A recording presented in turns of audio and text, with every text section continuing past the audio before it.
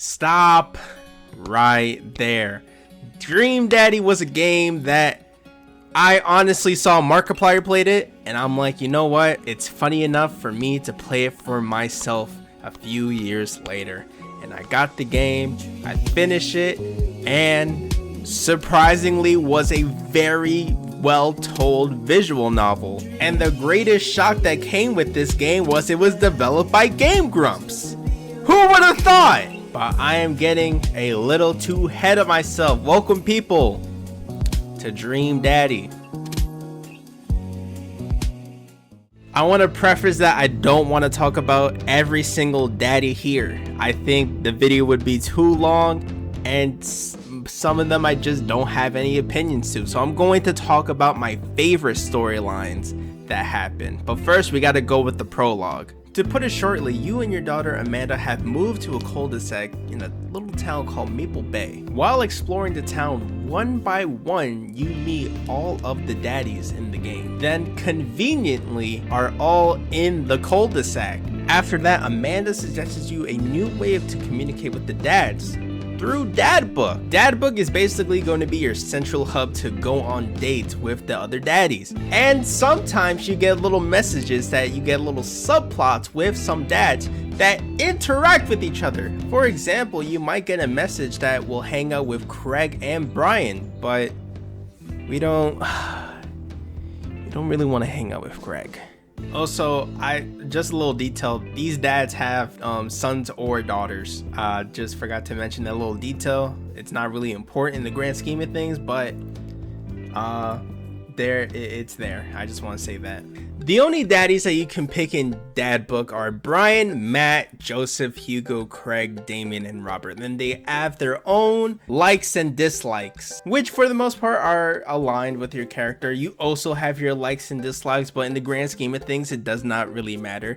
What matters is your choices that you do in those said dates when you choose a daddy. I'm going to be saying daddy a lot. Drink every time I say daddy. Put a daddy counter in the comments below. How about that? The first daddy I'm going to be talking about is Brian. I love Brian and our main character's relationship because the type of storyline this is enemies to lovers, but Brian is not a hater. When you first meet Brian, you and Brian try to flex each other's daughters, saying how, oh, mine won in a spelling bee. Oh, she made her first rodeo horse. But in the style of a Game Boy and a Game Boy Pokemon battle, and the old one. I must brag about my child's accomplishment. Oh no, it's happening. Y'all thought I was not gonna show Pokemon? This is Pokemon, bro. You can tell that this is a Game Grumps game. One of my favorite parts about this storyline is actually the relationship between Brian's daughter Daisy and our daughter Amanda, because Amanda takes the role of a older sister playing with her younger sibling. There's a lot of moments in the first and second date that our character misinterprets as competitiveness, or he just does not like us, or he just wants to one up us, but that's not really true. And we see this in the very last date. The very last date is when Brian and our character go into a Ferris wheel, and the Ferris wheel is stuck, and we have to hash out our feelings, and our character's like, bro, why do you hate me so much? And he's like, I don't hate you. I thought you hated me.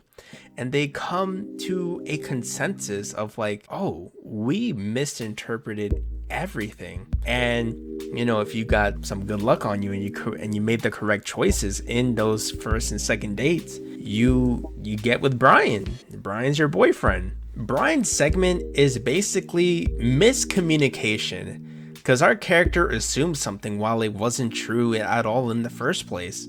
Brian's just a good guy who's just trying to have a vibe. And when all said is done, when you get every good choice in the game, you have a graduation party for Amanda, and depending on the dad, they will pull you aside and basically tell you how they feel about you. Basically confessing. Some might want to be with you, some might want to help themselves first before being with you, or they just want to F. I'm looking at you, man. Another storyline that I really enjoy is Robert. Robert is practically your drinking buddy as you go on through the dates, but you learn that he's a pretty chill dude. He's a pretty chill guy. Doesn't like small talk, but when you guys talk, it has to be deep and meaningful or just funny.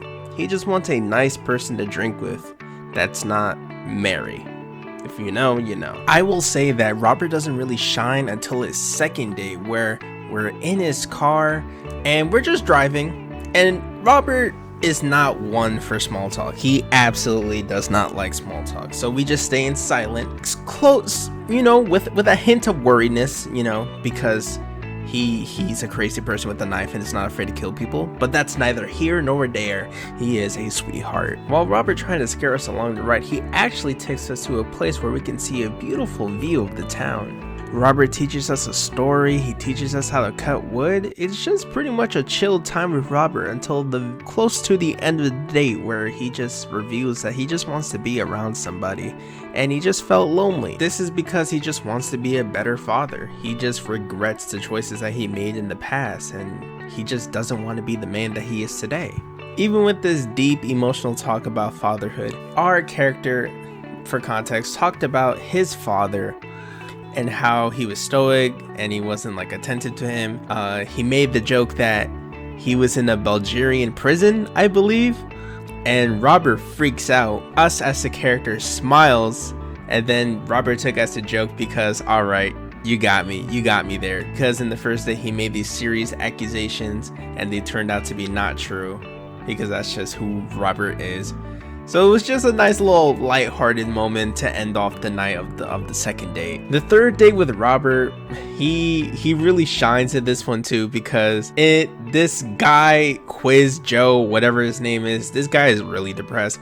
He was trying to make a horror thing going on, telling scary stories, but Robert just takes the whole entire show and gets everybody on their feet. By the end of the night, he wants us in that way.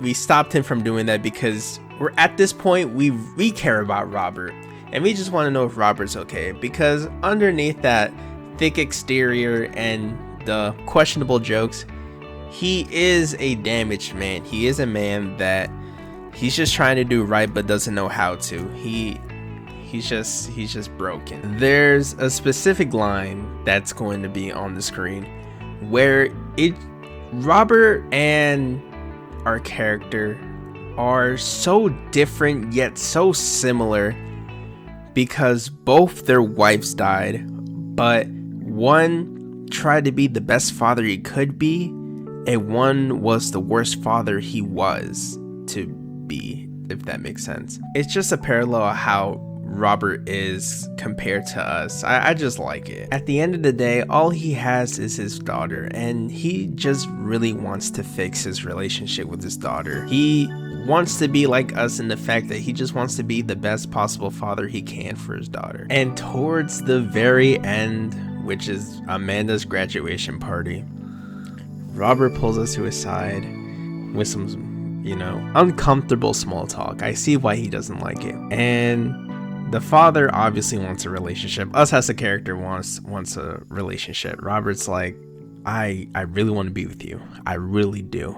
But I can't be the best person that I know I can be with you. And I need to work on stuff emotionally. Us as a character, right, is like, you know what?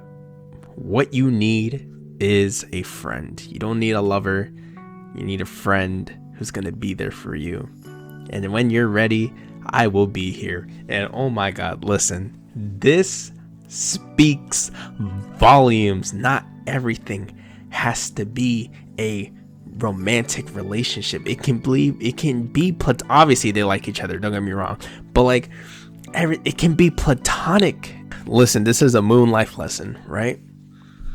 Not everything has to be romanticized, but the most important thing you can do for a person that you care about at the end of the day is just caring for them, for whatever they need. They need a friend, they need if you want to be in a relationship with them, help them emotionally, if they, you know, whatever that they're going through, if you're just there for someone, it's a very, very powerful thing. I could talk about this for hours, but we have to move on because this is a YouTube video. Some honorable mentions that I would like to share is really Hugo, Damien, and that's pretty much it. Hugo is pretty much the storyline of Don't Judge a Book by Its Cover, and I really enjoyed his story. I like it a lot. And Damien, aside from his huge character of his Victorian style, Damien is really a down-to-earth type of dude. His whole dateline it's just so entertaining. It's so cute. I couldn't care about Craig's story. Didn't really interest me. Matt is a pretty chill guy. His storyline isn't necessarily bad. It's just he's a lot like us. It's an okay storyline. I didn't really resonate with him like the other characters, especially Robert. That's not his fault. Good, it's okay storyline though. And Joseph gotta be the worst character in this game.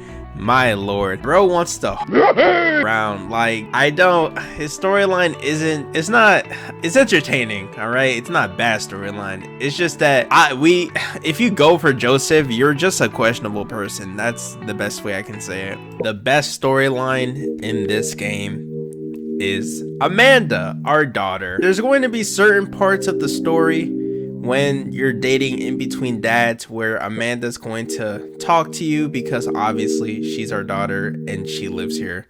So it makes sense. And sometimes Amanda is involved in our date sometimes. She's heavily involved in Brian. Amanda, oh my god, she is so quippy. Like, she is funny sometimes. Her comedic timing is on point. F being a photographer, be a comedian. There's one part of the story of Amanda crying in her room, and at this point, like, if you did like a lot of dates and you're experiencing, and especially if you did a date with Brian and you're experiencing Amanda's quips, you know, her humor, being like a happy-go-lucky person all in general, it's our fatherly, like, it feels like she's our daughter, right? Our fatherly instincts are like, what is going on? What happened? You can hear her sniffling and you can hear her crying, and it's such a flip that we're like, oh wow, hey, can you please tell us what's going on?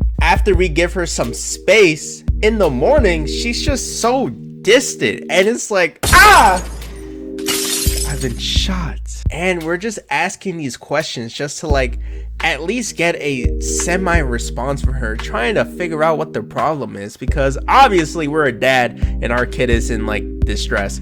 So we want to find out what the issue is. So come to find out that she pretty much got her backstabbed by her closest friends and the boy that she likes named Noah.